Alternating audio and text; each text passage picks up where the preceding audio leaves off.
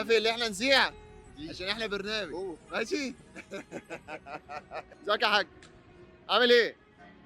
احنا برنامج مسابقات. اسالك سؤال صغير. اتفضل. ممكن؟ اتفضل. طيب لو انا عايز اعمل اكله في البيت، اكله حلوه حرشه كده، ايوه. تتكلف كام دلوقتي؟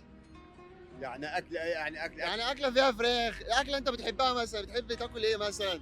يوم الخميس كده مثلا، يوم الجمعه. حته جبنه، حته بتاع، لو حته جبنه بس وحته طماطم ومش عارف ايه وشويه زيت وبتاع، هتتكلف لها بتاع 100 جنيه. لا لا، إنما أنت لو حبيت عايزين تجيب نعمل طبخه. لا، طبخه دي هتتكلف 500 600 جنيه. يا نهار ابيض يا حاج، احسبها ده احسبها. طبخه لكام فرد دي؟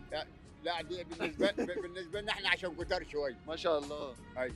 ربنا يزيد ويبارك. عشان البنات متجوزين جنبيه اه وعم ايه، عميهم وعيال. ما اقدرش اقول لهم ما عنديش. ما ينفعش طبعا.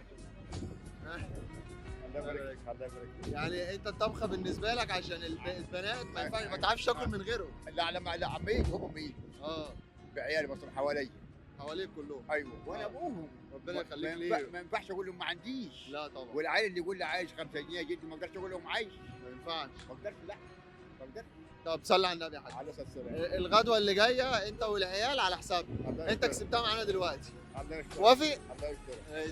ربنا يبارك فيك. ثانيه واحده بس. صلي يا حاج. الله يبارك فيك. الله يبارك فيك. الله يبارك فيك. يلا نارك زي العسل. الله يبارك فيك. ودي الغدوه بقى الكامله للعيال.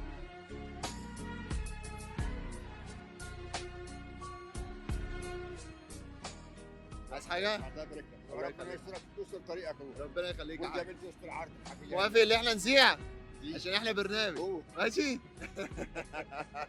والله انت ضحكتك زي العسل يا حاج. الله يبارك فيك. ربنا